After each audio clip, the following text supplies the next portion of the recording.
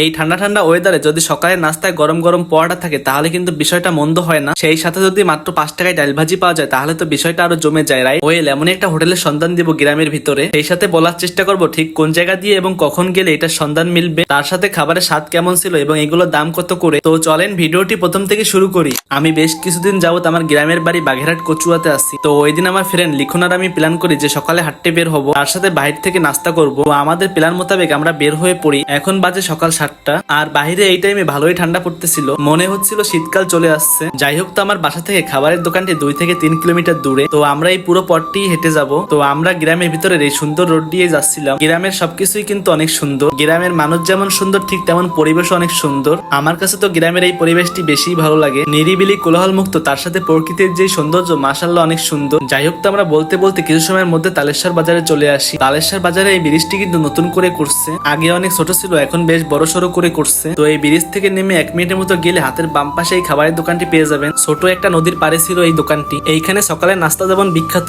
বিকালে আরো একটা খাবার তৈরি করে ডালপুরি, ওইটা আরো বেশি মজা। অনেক দূর দূরান্ত থেকে মানুষজন আসে ওই পুরিটি খাবার জন্য, ওইটার রিভিউ অন্য একদিন দিব। এইখানে দোকানের স্পেসটি খুবই অল্প ছিল, মাত্র 3টা টেবিল ছিল বসার জন্য। এইখানে একটা বিষয় বেশ ভালো লাগছে, নদীর ভিউটা অনেক সুন্দরভাবে পাওয়া যাচ্ছিল, তার সাথে এখান থেকে সুন্দরবনের একটা ভাইবস আসতেছিল। তো চলেন খাবারের দিকে যাওয়া যাক। এইখানে গরম গরম পরোটা বানাচ্ছিল একদমই আপনার চোখের সামনে। সকালে শুধু পরোটাই পাওয়া যায়, তার সাথে মিষ্টি অথবা ডিম ডাল ভাজি নিতে পারেন। তো আমরা এখান থেকে পরোটা নিয়েছিলাম, তার সাথে ডিম ডাল ভাজি। আর এই ডাল ভাজিটার প্রাইস ছিল মাত্র 5 টাকা। পরিমাণেও কিন্তু বেশ ভালো ছিল, আর খেতেও অনেক সুন্দর ছিল, একদমই মুখে লেগে থাকার মতো। এইখানে পরোটার দাম ছিল 10 টাকা করে। পরোটাটি বেশ সফট ছিল, তার সাথে ডিম ভাজি নিয়েছিল 20 টাকা করে। তো সবকিছু মিলিয়ে যদি বলি তাহলে আমার কাছে খাবারটি বেশ ভালো লেগেছে, আপনারা চাইলে ট্রাই করতে পারেন। তো এই ছিল আজকের ভিডিওটি ভালো লাগলে একটি লাইক করবেন এবং ফলো দিয়ে সাথেই থাকবেন। দেখা হবে নতুন কোনো ভিডিওতে। এই পর্যন্ত সবাই ভালো থাকবেন, আল্লাহ হাফেজ।